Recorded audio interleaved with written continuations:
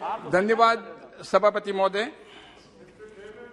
सभापति महोदय, प्रधानमंत्री मोदी जी के नेतृत्व में जो हमारे माननीय वित्त मंत्री जी ने, निर्मला सीतारमण जी ने जो बजट पेश किया है, उसके पक्ष में, सपोर्ट में मैं खड़ा हुआ हूं। सभापति महोदय, मैं बताना चाहूंगा कि ये अमृत काल में, और मैं कह सकते हैं कि जो जिस हिसाब से बजट पेश हुआ और आम जनता ने, पूरे देश ने, चाहे कोई भी वर्ग हो, चाहे आदिवासी हो, चाहे शेड्यूल कास्ट हो, चाहे शेड्यूल ट्राइब्स हो, चाहे युवा हो, चाहे महिला हो, चाहे आम जन हो, सभी लोगों ने इसकी प्रशंसा की है। और उसके साथ साथ मैं कह सकता हूं कि सभी वर्गों ने, चाहे मिडिल क्लास हो, चाहे इंडस्ट्री हो, और ग्लोबली भी हम आए कर कहें, और मीडिया की अगर बात करें, तो किसी ने भी बजट को, क्योंकि चुनाव 2024 में होने हैं, किसी ने भी ये बात नहीं कही कि ये इलेक्शन बजट है। ये बजट ऐसा बजट है जो कि आधार इंफ्रास्ट्रक्चर बेस्ड बजट है, और एक लंबी सोच का बजट है, एक विजनरी बजट है। ये देश हित में बजट है और सभी के हित में बजट है। और यही कारण है कि जिस हिसाब से पिछले प्रधानमंत्री मोदी जी के नेतृत्व में देश में अर्थव्यवस्था में जो उछाल आया है, जो कि आज भारत 5वें पायदान पे है।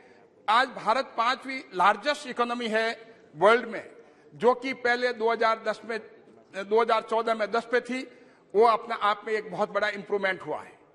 और इससे एक आम जनता में, आम जन में और पब्लिक में एक कॉन्फिडेंस, एक आत्मविश्वास डेवलप हुआ है कि हम भारत अगले 100 सालों में कैसे बनाने वाले हैं। और मुझे जान कर करके आश्चर्य होता है कि हमारे कांग्रेस के साथी, और मैं कहूंगा कि राहुल जी जो हैं, जिस हिसाब से ये कहते हैं कि जो ग्रोथ रहे जीडीपी जो है, उसका उन्होंने कहा कि 5% जीडीपी बढ़ेगी। और उन्होंने ये भी कहा कि बीजेपी ने पूरा का पूरा जो वर्ल्ड की फास्टेस्ट ग्रोइंग इकोनॉमी है इंडिया की, उसको डिस्ट्रॉय कर दिया, उसको बर्बाद कर दिया। लेकिन मैं इंडिपेंडेंट एजेंसी की बात करूंगा। मैं बताऊंगा, हम नहीं कह रहे हैं, ये इंटरनेशनल मॉनेटरी फंड कह रहा है। और उसकी रिपोर्ट में, इंटरनेशनल मॉनेटरी फंड की रिपोर्ट में एक लाइन कोट करना चाहूंगा। Quote, India better position to navigate global headwinds than other emerging economies. Indian economy survey has predicted the economic growth at the rate of 7% in 2023. Just a moment. Now it's 6 o'clock. If the House agrees, then we extend the House for 2 hours till 8 o'clock. तो agreed? 2 घंटे के लिए बढ़ा दिया। 2 घंटे के लिए। 2 घंटे के लिए। Thank you. धन्यवाद। House is extended for 2 hours. तो मेरा Your speech will not extend for 2 hours. I am assuming this, sir.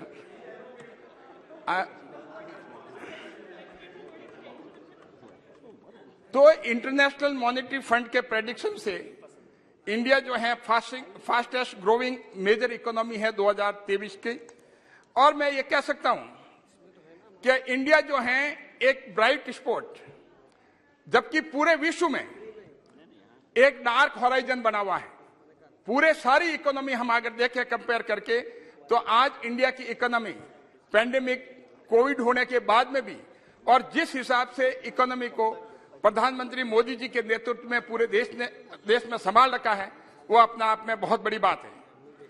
और जहां तक प्रेडिक्शन है, एज पर द इकोनॉमिस्ट, मैं ये कह सकता हूं कि जो 7% ग्रोथ हमारी जो प्रेडिक्शन है, और उसके साथ साथ जो इन्फ्लेशन है वो सिर्फ 6.9% है।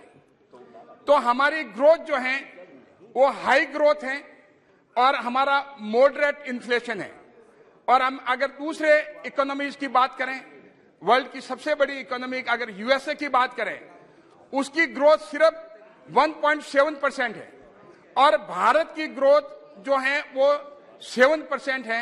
आप डिफरेंस सोच सकते हैं कि इतनी मेजर इकोनॉमी को अगर हम कंपेयर करें तो इंडिया की इकोनॉमी 7% की ग्रोथ पे चल रही है और अमेरिका की 1.7, और जहां तक वहां का इन्फ्लेशन का सवाल है, इन्फ्लेशन वहां पर 8.1% है।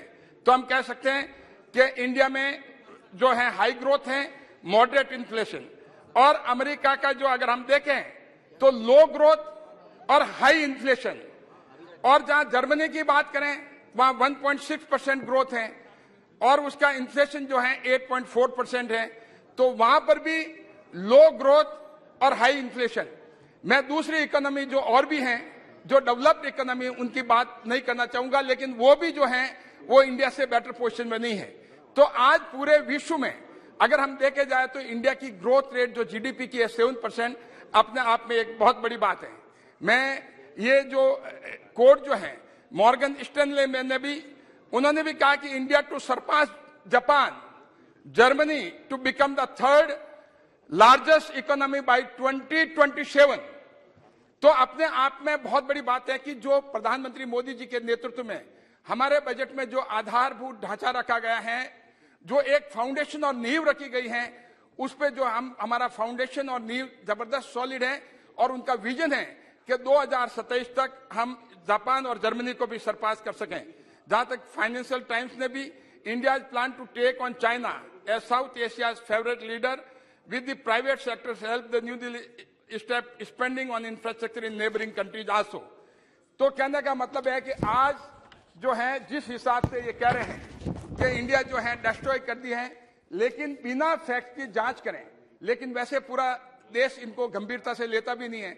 अगर उनको यही पता नहीं है कि 7% और 5% में कितना फर्क है, उनके कांग्रेस के लीडर कह रहे हैं 5% ग्रो करेगी, इंटरनेशनल मॉनिटरी फंड की प्रेडिक्शन है कि 7% करेगी। तो कहने का मतलब है कि इनको ये जो है ये जान लेना चाहिए। तो मैं इस बारे में कहना चाहूंगा कि कश्ती चलाने वालों ने जब हार के कर दी पतवार, हमें लहर लहर तूफान मिले और मौज मौज मजेदार हमें फिर भी दिखाया है हमने, और फिर ये दिखा देंगे सबको। इन हालातों में आता है दरिया करना पार हमें। तो मैं सभापति महोदय ये भी बताना चाहूंगा, जहां तक कॉस्ट ऑफ लिविंग की बात है, अगर हम कॉस्ट ऑफ लिविंग, जब बड़ा शोरगुल हुआ संसद में तो कहा गया साहब कि बहुत महंगाई है, ये है वो है, लेकिन इन्होंने ये कंपेयर नहीं किया कि ग्लोबल इफेक्ट जो है वो इंडिया पे नहीं और इकोनॉमीज पे हुआ। तो अगर हम कॉस्ट ऑफ लिविंग देखा जाए तो मैं कुछ 2-3 कंट्री की अगर कंपेयर करूं, इंडिया में यूनाइटेड स्टेट्स, यूनाइटेड किंगडम और जर्मनी, इन सभी में कॉस्ट ऑफ लिविंग इंडिया में सबसे कम है। अगर इंडिया में कॉस्ट ऑफ लिविंग $416 है तो अमेरिका में $2112 है और यूनाइटेड किंगडम में $1804 है, जर्मनी में $1325 है। तो आज कॉस्ट ऑफ लिविंग इंडिया में सबसे कम है। और जहां तक जिस हिसाब से ईज ऑफ डूइंग की बात करें ओवरऑल, क्योंकि मैं मेन कंटेंट पे बाद में आऊंगा, लेकिन मैं ये बता दूं कि जिस हिसाब से पहले इनकम टैक्स रिटर्न में कॉम्प्लेक्सिटीज थी, जिस हिसाब से एक टैक्स पे को प्रॉब्लम होती थी, तो इसमें एक फेसलेस असेसमेंट सिस्टम को प्रमोट किया गया और इससे एफिशिएंसी बढ़ी, ट्रांसपेरेंसी बढ़ी और अकाउंटेबिलिटी बढ़ी और इंक्रीज एफिशिएंसी से आईटीआर फाइलिंग भी ज्यादा हुई और सिस्टम में ट्रांसपेरेंसी और एनहांस अकाउंटेबिलिटी बढ़ने की वजह से करप्शन के केसेस जो हैं वो रिड्यूस हुए और जो हरासमेंट के मामले थे वो जो हैं ऑनेस्ट टैक्स पेयर के लिए वो कम हुए और कॉस्ट इफेक्टिव टाइम हुआ और टाइम में भी जो है वो कमी आई। तो ईज ऑफ डूइंग बिजनेस और ईज ऑफ लिविंग का जो हमारे प्रधानमंत्री जी का विजन है वो जो है वो बहुत अच्छी तरह से फुलफिल हो रहा है। और जिस हिसाब से इनकम टैक्स रिटर्न में जो रिफंड के मामले थे, पहले महीनों लग जाते थे, साल लग जाते थे, लेकिन जो बिजनेसेस वगैरह जो परेशान होते थे, आप सोचिए कि कौन इस तरह के भारत में बिजनेस करेगा। और बिजनेस जो है बाहर जाते थे क्योंकि उनके रिफंड्स वगैरह टाइम पे नहीं मिलने वजह से अब जो है कुछ ही दिनों के अंदर जो ही आपने ITR फाइल करी, टैक्स डिपार्टमेंट जो अब तक इश्यू किया है, tax department has issued rupees 2.4 trillion tax refund between 1st April 22 to 10th of January 2023। तो आप देख सकते हैं कि कितना बड़ा टैक्स जो रिफंड मिला है। और मैं ये कह सकता हूं कि ये जो है, जो अगर प्रीवियस ईयर में हम इंप्रूवमेंट देखें तो 58.47% का इसमें पहले साल से ज्यादा इंप्रूवमेंट है। जहां पर GST रिजीम की बात करें तो एनहांस ट्रांसपेरेंसी एक टैक्सेशन सिस्टम लागू किया गया, उससे एक एंश्योर हुई जो टैक्स पेयर की डिग्निटी, ऑनेस्ट टैक्स पेयर की डिग्निटी जो है एक एंश्योर हुई। और जहां पर हम जब बात करें जनधन आधार की, जनधन आधार और मोबाइल, ये ट्रिनिटी की, स्वर्गीय राजीव गांधी जी की बात जो बार बार होती है, क्योंकि वो बड़े परेशान थे, उनकी कांग्रेस पार्टी परेशान थी कि हम अगर 1 रुपया भेजते हैं, जो लाभार्थी हैं, जो गरीब है, समाज के अंतिम छोर पे बैठा है, उसको सिर्फ उन्होंने खुद ने माना कि उसको 15 पैसा पहुंचता है और 85 पैसे जो बीच में लीकेज हो जाते हैं, फर्जी बेनिफिशियरी होते हैं, वो कौन होते थे। लेकिन कभी उन्होंने ये प्रयास नहीं किया, कभी एफर्ट्स नहीं किया कि इसको खत्म किया जाए। लेकिन मैं धन्यवाद देता हूं, पूरा देश धन्यवाद देता है, पूरे देश के गरीब धन्यवाद देते हैं, पूरे देश के लाभार्थी मोदी जी को धन्यवाद देते हैं कि उन्होंने ये जो जिस हिसाब से पहले जनधन अकाउंट खुलाने, तो उस समय मजाक उड़ाया जा रहा था, तो आज जो जनधन अकाउंट है देश में, और जिस हिसाब से जनधन अकाउंट आधार, आज टोटल जनधन अकाउंट जो देश में है 48 करोड़ से भी ज्यादा है इस स्कीम के तहत में। और आधार होल्डर जो देश में है करीब 135 करोड़, 136 करोड़ के आसपास। ये अपने आप में बहुत बड़ी बात है। आप देख लीजिए कि आज देश के हर व्यक्ति के पास आधार है, उसको चिंता नहीं है, उसको ये पता है कि अगर मोदी जी मुझे दिल्ली से अगर मेरे एक लाभार्थी के रूप में पैसे भेजेंगे तो सीधे मेरे खाते में जाएंगे, कोई लीकेज नहीं होगा। और उसके अलावा आज मोबाइल फोन जो हैं, जिसपे उसपे मैसेज वगैरह मिलता है, करीब 1.2 बिलियन, मतलब करीब 600 मिलियन स्मार्टफोन यूजर्स है हमारे देश में। तो आज हम कह सकते हैं इन ट्रिनिटी की वजह से डायरेक्ट बेनिफिट ट्रांसफर जो है बहुत बड़ा लीकेज, जो फर्जी बेनिफिशियरी थे और जो फेक बेनिफिशियरी थे, लीकेज था, वो लीकेज रुका और सीधा का सीधा उसको पहुंचा। हम पहले पूछते थे कि भाई आपके पास में सरकार का जो पैसा आता है, कहते साहब जितना आता है 1000 रुपया आना तो 500 रुपये बीच में खा जाते थे और कई फर्जी बेनिफिशियरी बन जाते थे। लेकिन आज ये समस्या जो है हमारे यहाँ नहीं है और इसका धन्यवाद जो जाता है प्रधानमंत्री मोदी जी को जाता है।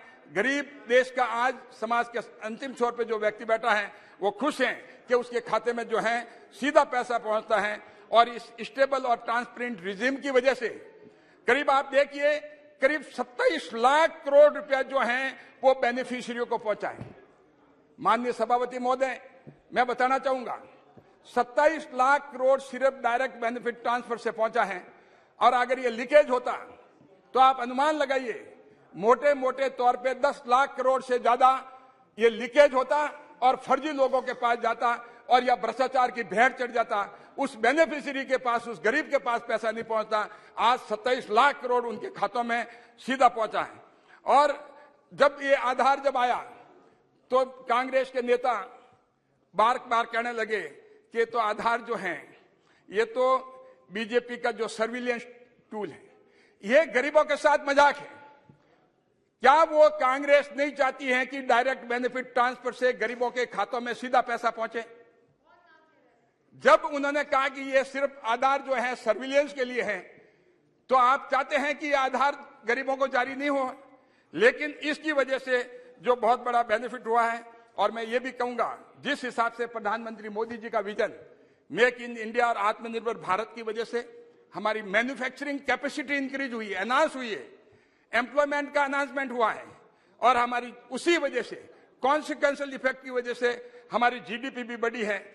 और जिस हिसाब से आज सेल्फ रिलायंट इंडिया अमृत काल में जो है enhance production of computer chip, semiconductor chips, और ये अपने आप में बहुत बड़ी बात है कि सेमीकंडक्टर चिप इंडिया में बनना और जिस हिसाब से उसके प्रोडक्शन इंक्रीज होना, और एयरक्राफ्ट इंक्रीज होना और इनका एक्सपोर्ट होना, ये अपना आप में बड़ी बात है।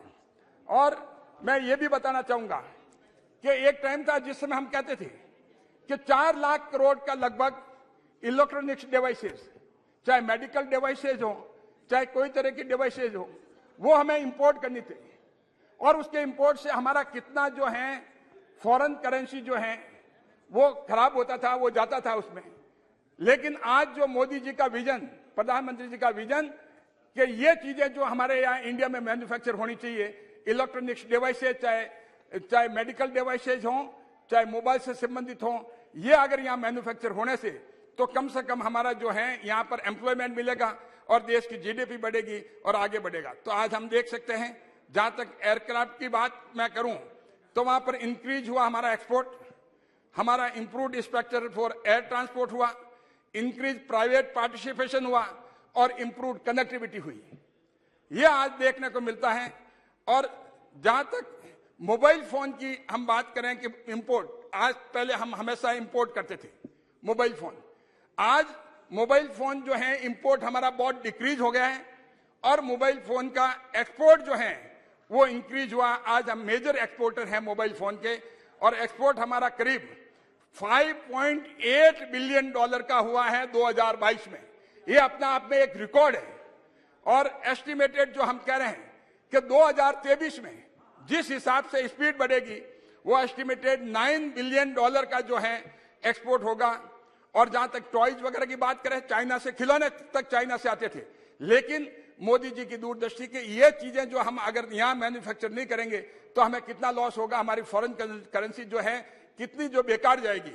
तो आज इंपोर्ट जो है करीब 60% इंपोर्ट टॉयज में डिक्रीज हुआ है और एक्सपोर्ट जो है करीब 70% इंक्रीज हुआ है। तो आज जो है उसमें बहुत बड़ा रेवेन्यू का फायदा हुआ है और इसका सीधा फायदा किसको गया? हमारे एमएसएमईज को गया।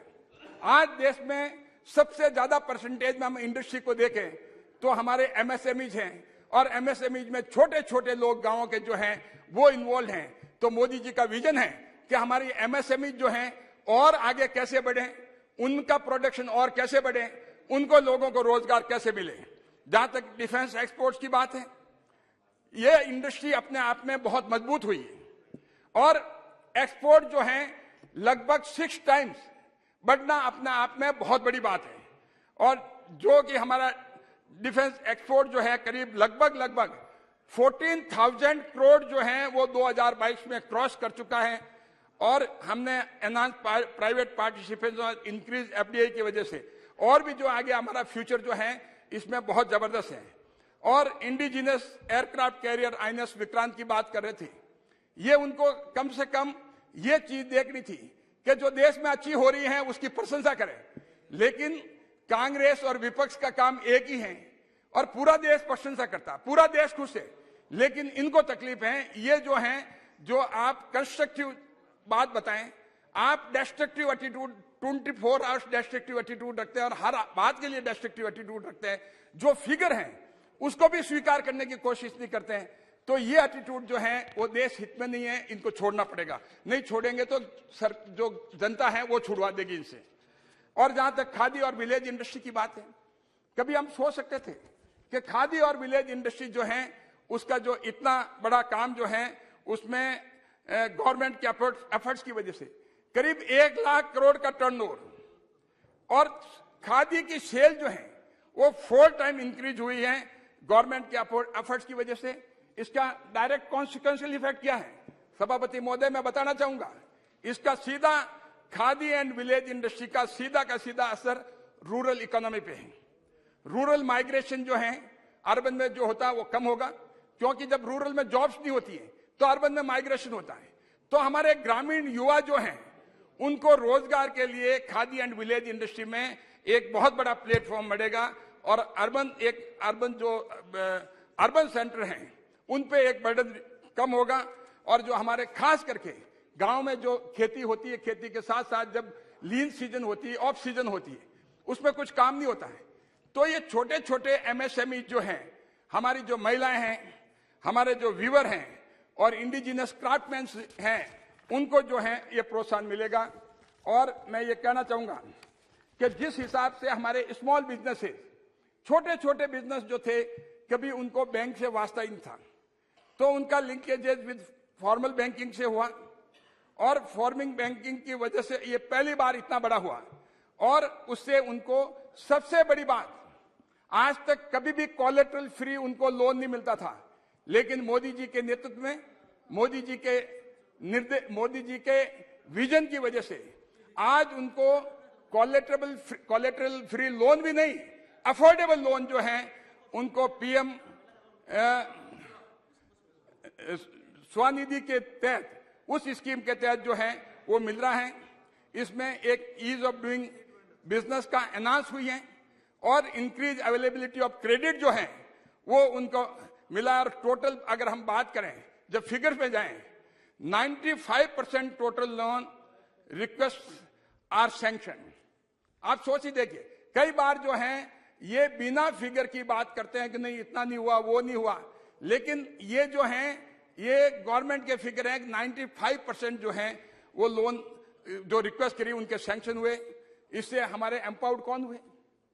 जो स्ट्रीट वेंडर और हॉकर्स, जो कभी बैंकों के पास नहीं पहुंच पाते, आज उनको एक शक्ति मिली, एक ताकत मिली है। और हमारी इकोनॉमी के लिए भी बहुत जरूरी है कि जितना जो है हमारा, और एम्प्लॉयमेंट भी जनरेट होता है। और इससे इन्हीं लोगों ने, आज हम देखते हैं कि चाहे छोटा सा कुम्हार हो, चाहे घड़े बेचते हो, मटकियां बेचते हो और मिट्टी के बर्तन बेचते हो, और चाहे हमारे सब्जी वाले हों, आप उनके थैले पे वगैरह कुछ भी देखेंगे तो वो डिजिटल ट्रांजैक्शन को जो है हमेशा प्राथमिकता देते हैं। जितना हम ट्रांजैक्शन नहीं करते हैं वो जो है उसको प्रेफरेंस देते हैं, वो पास में पैसा रखना नहीं चाहते, वो सीधा अपने बैंक के खाते में भेजना। तो ये सारे के सारे जो हैं स्मॉल बिजनेसमैन जो हैं, उनका बैंक से, फॉर्मल बैंक से उनका लिंकेज होना ये इकोनॉमी को और भी ग्रोथ देता है। और जिस हिसाब से प्रधानमंत्री जी का vision, focus on innovation and entrepreneurship, ये ग्लोबल इनोवेशन इंडेक्स जो है, रैंकिंग जो हमारे इंडिया की जो है पहले 41 थी, वो 40 पे आई है, तो 2022 में 40 पे आई है। इतना बड़ा इंक्रीज एक डायरेक्ट जो है इसका इम्पैक्ट है। इससे, इस इंक्रीज इनोवेशन से जो हमारी इकोनॉमिक ग्रोथ इंक्रीज होगी और हमारी quality of product and services भी इंक्रीज होगी। और आज हम नंबर ऑफ स्टार्टअप की बात करें, 2022 में 90,000 स्टार्टअप जो है और हमारे 107 यूनिकॉर्न स्टार्टअप हैं। और तब हम बात करें, जब सारी ये बातें देखें और ओवरऑल देखें, चाहे राष्ट्रपति के अभिभाषण की बात देखें, चाहे सारे हमारे वक्ताओं ने, यहाँ पर माननीय सदस्यों ने जो पार्लियामेंट में जो बात कही उसको देखें, और जिस हिसाब से ग्लोबली जो प्रधानमंत्री मोदी जी का इंपैक्ट है, उस हिसाब से मैं कह सकता हूं कि आज विश्व में प्रधानमंत्री Modi most popular leader in the world. और इसी के कारण है कि ग्लोबल लीडर अप्रूवल सर्वे जो हुई है, ये जान करके आपको सभापति महोदय मैं बताना चाहूंगा कि मोदी जी की जो परसेंटेज सर्वे की है वो 78% है, और अमेरिका के प्रेसिडेंट जो हैं वो उनकी जो रेटिंग है वो 40% है। आप सोच के देखिए, उनके नीचे दूसरे नंबर के मैक्सिको के प्रेसिडेंट 68%, स्विट्जरलैंड के प्रेसिडेंट 62%, ऑस्ट्रेलिया के पीएम 58%, ब्राजील के प्रेसिडेंट 50% और यूएस के प्रेसिडेंट 40%, कनाडा के प्रेसिडेंट 40%। मैं दूसरे की लिस्ट तो बहुत लंबी है। तो आज जो है, आज एक most popular leader in the world होने का मतलब आप देश की इकोनॉमी को, आप वर्ल्ड के साथ, विश्व के साथ आपके रिलेशन है। और इसी कारण है कि इंडिया की जो सबसे बड़ी, जो लार्जेस्ट इकोनॉमी, वर्ल्ड की जो 5th लार्जेस्ट इकोनॉमी बनाई है, तो ये सबसे बड़ा कारण है कि आज मोदी जी का जो रोल है वो अपने आप में बहुत। मैं ये भी कहना चाहूंगा, जब मैं बजट की बात बताऊं, अगर मैं नटशेल में समअप करना चाहूं तो मैं ये कहना चाहूंगा कि इस बजट से जो पर्पज, जो ऑब्जेक्ट और इंटेंट जो साफ जाहिर होता है, to maintain and continue the growth, जो पहले की ग्रोथ है उसको मेंटेन एंड कंटिन्यू करना। और दूसरा जो पॉइंट है वो है पॉइंट इन्वेस्टमेंट का। और इन्वेस्टमेंट जो है वो बेसिकली एक फाउंडेशन है और देश के लिए बहुत स्ट्रांग फाउंडेशन है, और ये लॉन्ग टर्म है, एक शॉर्ट टर्म के लिए बजट नहीं है। आज तक जो हम देखते हैं बजट जो हैं वो इलेक्शन ओरिएंटेड होते हैं। जब चुनाव आते हैं तो चुनावी बजट हो जाता था, लेकिन उनको देश की चिंता नहीं होती। ये बजट जो है देश की चिंता है, और देश पहले है, पार्टी बाद में है। तो आज देश को मजबूत करने के लिए और देश के इंफ्रास्ट्रक्चर को मजबूत करने के लिए, लेकिन शॉर्ट टर्म ऑब्जेक्टिव है, लेकिन इन्वेस्टमेंट जो हमारा लॉन्ग टर्म है। तो इससे अगर इसका कॉन्सिक्वेंशियल इफेक्ट अगर देखें कि इन्वेस्टमेंट के कॉन्सिक्वेंशियल इफेक्ट क्या होंगे, हमारे इंफ्रास्ट्रक्चर जो है बेटर होंगे, इकोनॉमिक ग्रोथ जो हो बेटर होगी, जीडीपी हमारी बेटर होगी, ease of living and ease of doing जो है बेटर होगा, and we can create more jobs for MSMEs and all this. So sir, इस बजट से जो है जॉब जो है वो ज्यादा क्रिएट होगी, क्योंकि एमएसएमई वगैरह को भी जो है वो प्रोत्साहन दिया जा रहा है, और वेलफेयर स्कीम्स इसके साथ साथ जो है वेलफेयर स्कीम को भी ध्यान रखा गया है कि समाज के अंतिम छोर में व्यक्ति बैठा है उसको भी जो मदद मिलेगी। और सभापति महोदय, और मोस्ट इंपॉर्टेंट एस्पेक्ट, ये सभी करते हुए इस बात का ध्यान रखना है प्रूडेंट फाइनेंशियल मैनेजमेंट। ये अपने आप में एक बहुत बड़ी बात है कि बजट में प्रूडेंट फाइनेंशियल मैनेजमेंट को भी बैलेंस करना, ये बड़ी बात है, और जिससे हमारा डेफिसिट है वो रिड्यूस हुआ है और हमारे रेवेन्यू जो है वो इंक्रीज हुआ है। और जहां तक मैं कैपिटल एक्सपेंडिचर की बात करूं तो कैपिटल एक्सपेंडिचर जो है 2022-23 में करीब 7,28,000 करोड़ था। 2023-24 में बजट में जो प्रावधान रखा है वो करीब 10 लाख करोड़ रखा है, करीब 37% इंक्रीज है पहले साल से, सिर्फ कैपिटल एक्सपेंडिचर के लिए। इस बात को ध्यान रखा गया है, देश के फ्यूचर के लिए ध्यान में रखा गया है। और हम देखें कि उसके अलावा करीब 4 लाख करोड़ हमें दूसरे जो हैं हमारे इंस्टीट्यूशंस हैं गवर्नमेंट की, उनसे मिलेगा, और करीब हम देखें तो 14 लाख करोड़ हो जाता है। तो अगर हम देखें, जब बात कर रहे थे गोगोई जी, तो मैं ये कहना चाहूंगा कि इसमें जो है 40%, लगभग 35 से 40% लेबर कंपोनेंट है।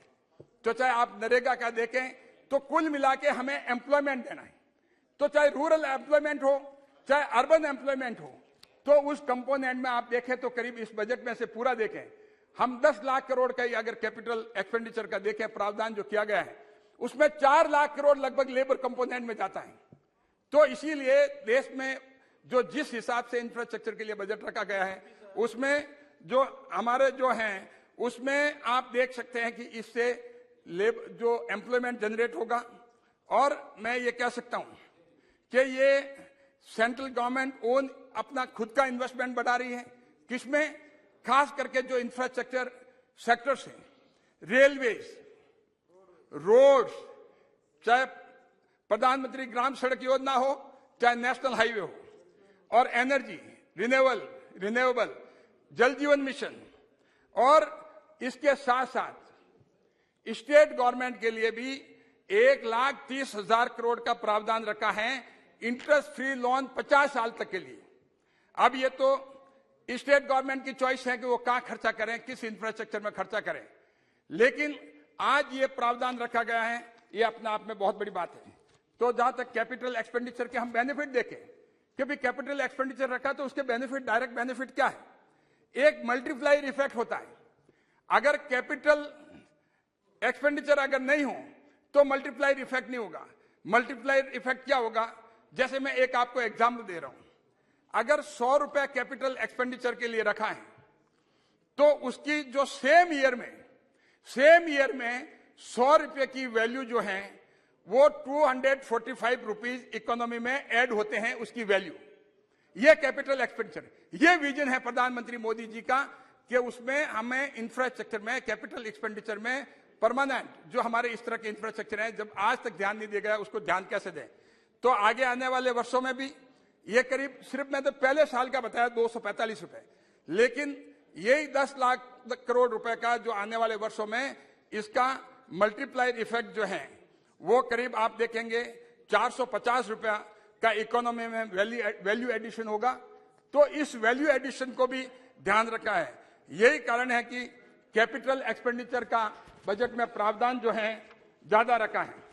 जब हम प्राइवेट इन्वेस्टमेंट, क्राउड इन, जो टेक्निकल वर्ड हम कह सकते हैं, तो प्राइवेट सेक्टर को भी इससे एनकरेजमेंट मिलेगा, क्योंकि उनको पता है कि जब गवर्नमेंट का कैपिटल एक्सपेंडिचर है तो प्राइवेट सेक्टर भी उसमें और सम्मिलित होंगे। और जहां तक मैं वेलफेयर स्कीम की बात करूं, आप देखिए सर के सभापति महोदय, वेलफेयर स्कीम में जो जल जीवन मिशन की बात है, तो आज देखिए देश, इतना बड़ा देश, 135 करोड़ की जनसंख्या से ऊपर, और उसमें जल जीवन मिशन के लिए ये स्टेट गवर्नमेंट्स का काम होता है जब वाटर प्रोवाइड करने का, लेकिन जल जीवन मिशन में करीब 70,000 करोड़ रुपए जो है उसका प्रावधान किया गया है, और ये बुनियादी जरूरत की थी। और आप देखें उसमें मैं इसके साथ ये भी कहूंगा कि इससे एक एम्प्लॉयमेंट जनरेट होगा।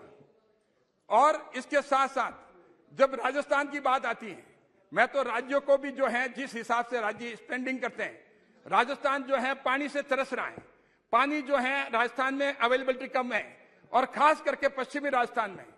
जब पश्चिमी राजस्थान में और राजस्थान में पानी की कमी है, और प्रधानमंत्री मोदी जी ने जल जीवन मिशन के तहत में राजस्थान की कांग्रेस सरकार को 27,000 करोड़ रुपए दिए, लेकिन सरकार की हालत यह है, कांग्रेस सरकार की हालत यह है कि उसमें से सिर्फ वो 2700 करोड़ ही खर्च कर पाए।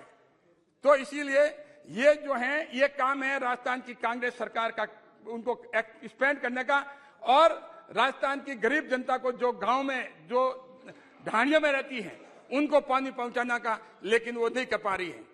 और जहां तक प्रधानमंत्री आवास योजना का मामला है, उसमें वेलफेयर स्कीम के तहत में करीब 79,590 करोड़ जो है प्रावधान रखा गया है, जो कि 66% की वृद्धि है। मैं सभापति महोदय, मैं मेरे ग्रामीण क्षेत्र की बात करना चाहूंगा कि ग्रामीण क्षेत्र में, सर मेरा टाइम है, it will take another, I will take 30 minutes. ग्रामीण क्षेत्र की बात है तो मैं ये, मैं already you have consumed 32 minutes. Yes. तो ग्रामीण क्षेत्र की बात है जहां पर 66% की वृद्धि हुई है, और 66% की वृद्धि के साथ ये प्रधानमंत्री आवास योजना में। और देखिए प्रधानमंत्री जी का विजन, जो गरीब हैं, जो गांव में घर नहीं है, जो रोड पे रहते हैं, सड़कों पे रहते हैं, और खेतों में खुले में रहते हैं, उन लोगों के लिए प्रधानमंत्री आवास योजना के तहत ये 66% की वृद्धि करी है कि उन लोगों को घर मिल सके। और जहां रूरल में जो है करीब 54,487 करोड़ का प्रावधान किया है कि 172% जो है वो ज्यादा है। इससे एक गांव में जब मकान बनेंगे, एम्प्लॉयमेंट जनरेट होगा, डायरेक्ट एम्प्लॉयमेंट, इनडायरेक्ट एम्प्लॉयमेंट। और जहां तक महानरेगा की बात है, Thank you, Chaudhary. I'm sorry, sir. I'm taking the time of my other my party. You already, please allow me. No, you already taken 32 minutes. Yes, sir. 60 minutes, sir. No. Sir. So the prudent, Now you can prudent financial management का जो है, आज fiscal deficit जो है हमारी 5.9% है, पहले 6.4% थी, और रेवेन्यू डेफिसिट जो है वो सिर्फ 2.9% है ऑफ द जीडीपी। और इससे क्या सर, इससे जॉब जो है, एमएसएमई के जो है, उसमें लोन जो है गवर्नमेंट के जो है, भारत सरकार के लोन स्कीम जो है, एक scheme guarantee by the government, उसका आवंटन लगभग 34% इंक्रीज किया है। और एमएसएमई का जो एक टैक्स बेनिफिट दिया गया है, और टैक्स इंसेंटिव जो है कोऑपरेटिव्स को भी दिया है। उनके टैक्स जो है कोऑपरेटिव्स के 22% से कम कर करके 15% किया है कोऑपरेटिव्स को एनकरेज करने के लिए। और जहां तक इनकम टैक्स की बात है, इनकम टैक्स जो है 7 लाख रुपए तक कुछ नहीं है, इसको सिंप्लीफिकेशन किया है। और उसका पर्पज है कि कंजम्पशन के बेस पे, जिससे कि कंजम्पशन हो, डिमांड बढ़े, प्रोडक्शन हो, और मोर एम्प्लॉयमेंट जनरेट हो, और मोर इकोनॉमिक ग्रोथ जो है वो बढ़े। जहां तक फार्मर की बात करते हैं, क्योंकि मैं खुद, आपको तो ये जानकर आश्चर्य होगा, मैंने खुद ने बैलों से खेती की हुई है और खेत का काम सारा किया है। मैं किसान की तकलीफ जानता हूं, लेकिन जो मोदी जी का विजन पहली बार हम देखा कि जो एक अभी स्टोरेज फैसिलिटी, जो सबसे ज्यादा तकलीफ थी किसान को, क्योंकि उसके पास स्टोरेज फैसिलिटी नहीं थी, और नहीं होने की वजह से वो बाजार में उसी समय अपना जो अनाज बेच देता था, उसमें सबसे बड़ी तकलीफ भी, जिसमें हम भी शामिल थे, तो उसमें हमारे पास में इतनी कैपेसिटी नहीं होती, लेकिन स्टोरेज फैसिलिटी को एनकरेज किया गया है, चाहे ग्राम पंचायत लेवल पे हो और चाहे कोऑपरेटिव के लेवल पे हो। और मैं उनका विजन की दाद देता हूं कि मिलेट का जो हमारे राजस्थान में बाजरा होता है, उस बाजरे को खरीदारी नहीं मिलती है, वो हम पशुओं को जो है उनको उसको फूड फोडर्स के रूप में देते हैं। लेकिन इसको मिलेट्स को एक इंटरनेशनल लेवल तक पहुंचाना और एक अपने आप में एक इसको एनकरेज करना, ये अपने आप में एक प्रधानमंत्री मोदी जी का बहुत विजनरी है, ये किसानों के लिए बहुत फायदे का है। और जहां तक खेती, बस आई एम कंप्लीटिंग सर, जहां तक टेक्नोलॉजी की बात है उसमें मैक्सिमम आज तकनीकी जितनी ज्यादा फार्मर्स के लिए यूज होगी, उसकी कॉस्ट ऑफ प्रोडक्शन जो है वो रिड्यूस होगी। और उसके साथ साथ फार्मर को जो है उसको प्रमोट करने के लिए उसकी अलाइड एक्टिविटीज है। कई बार हम देखते हैं सिर्फ खेती से ही नहीं, उसके साथ साथ फार्मर को पशुपालन, डेयरी, मत्स्य पालन, बागवानी या हॉर्टिकल्चर, ये भी अगर साथ करें तो उसकी जो आमदनी है उसमें एनहांस होगा। ये प्रधानमंत्री मोदी जी ने अपने ये जो बजट पेश हुआ उसमें प्रावधान रखा है। और जिस हिसाब से पीएम किसान के लिए सभी पात्र, आज पूरे देश में हमारे किसानों के बीच में जाते हैं कि ये मोदी जी के होने की वजह से कम हम खेती के लिए 6,000 रुपये हमें भेजते हैं साल के, उससे हम खाद ले सकें, क्योंकि कई फेक उसमें लोग थे, वो लोग कम हुए। और जहां तक फसल बीमा की बात करें, फसल बीमा ये स्टेट का काम होता है, स्टेट गवर्नमेंट का, कि वो एंट्री सही करे। एंट्री सही नहीं करने से किसानों को जैसे खास करके राजस्थान में हम बार बार कहते हैं कांग्रेस सरकार को, आप एंट्री जो है सही करिए जी, किसानों को फसल बीमा योजना का फायदा मिल सके, लेकिन इस बारे में वो ध्यान नहीं देते हैं। और जहां तक एफपीओ का जो है उसका भी जो अपना आप में आने वाले टाइम में एक बहुत बड़ा होगा। और आदिवासियों के लिए एक जो पीवीटीजी जो मिशन, जो एक उनका घर बने, रोजगार मिले, उनका नेटवर्क वहां मजबूत हुए। और यही नहीं, एकलव्य मॉडल आवासीय विद्यालय जो है उसमें विद्यालय में करीब 38,800 शिक्षक और स्टाफ जो है कमी थी, उनको नियुक्त करना अपने आप में बहुत बड़ी बात है। और जो महिला के सेविंग के लिए एम्पावरमेंट ऑफ द वुमेन की बात तो सुनिए सर, महिलाएं नहीं तो नाराज होगी अगर आप नहीं सुनोगे तो। आप देखिए महिला समान बचत पत्र 7.5% इंटरेस्ट रेट से, और स्वयं सहायता समूह जहां में मेरे लोकसभा क्षेत्र है वहां पर जो है आदिवासी महिलाएं जो सीताफल रोड पे बैठ करके 1 रुपए में बेचती थी, आज स्वयं सहायता समूह को ये देखना, उनके जो लाखों स्वयं सहायता समूह हैं उनका ध्यान देना, ये प्रधानमंत्री मोदी जी की जो योजना का ये बहुत बड़ा पार्ट है। और मैं बस हो गया सर, हो गया सर, बस 2 मिनट्स। नेशनल डिजिटल लाइब्रेरी जो है, अभी बात की गोविंद जी ने कि एजुकेशन में आप देखिए कि जो एजुकेशन जो दूर दराज के बच्चे हैं, आज जब हमारा इंफ्रास्ट्रक्चर जो है डिजिटल इंफ्रास्ट्रक्चर बहुत स्ट्रांग हो रहा है, तो उसमें उसका फायदा उठाना चाहिए। तो नेशनल डिजिटल लाइब्रेरी जो दूर दराज, चाहे आदिवासी इलाका हो चाहे कहीं हो, तो उसमें एक कॉस्ट इफेक्टिव, एक एक्सेसिबिलिटी बनेगी, क्वालिटी सर्विस मिलेगी, और एक वर्ल्ड क्लास एजुकेशन जो है उसमें लाइब्रेरी तक उनके एक्सेसिबिलिटी जो है हमारे बच्चों की बनेगी। और 150 मेडिकल कॉलेज है, लेकिन उसके साथ नर्सिंग कॉलेज नहीं है। 150 न्यू नर्सिंग कॉलेजेस के जो प्रावधान रखा है वो अपने आप में बहुत बड़ी बात है। तो जनरल एलोकेशन जहां तक है, मैं राजस्थान की बात करूं, राजस्थान को जो है बजट में करीब पहले 20,360 करोड़ मिले थे, अब की बार 61,552 करोड़ राजस्थान को मिले हैं। और मैं धन्यवाद देता हूं रेल मंत्री जी को और हमारे फाइनेंस मिनिस्ट्री जी को, जो दोनों मिलकर के जो पहले औसत खर्च राजस्थान के लिए रेलवे के लिए 2009 से 14 तक 682 करोड़ था, वो अब इस बजट में 9,532 करोड़ कर दिया गया है। और राजस्थान की अगर डेट की बात करें, अगर फिस्कल मैनेजमेंट, फाइनेंशियल मैनेजमेंट की बात करें, तो मैं कह सकता हूं कि सारे देश के स्टेट जो हैं उनका फाइनेंशियल मैनेजमेंट 9% ऑफ जीएसडीपी है, लेकिन राजस्थान का जो जीएसडीपी है वो 40% है। बस कंक्लूड हो गया सर।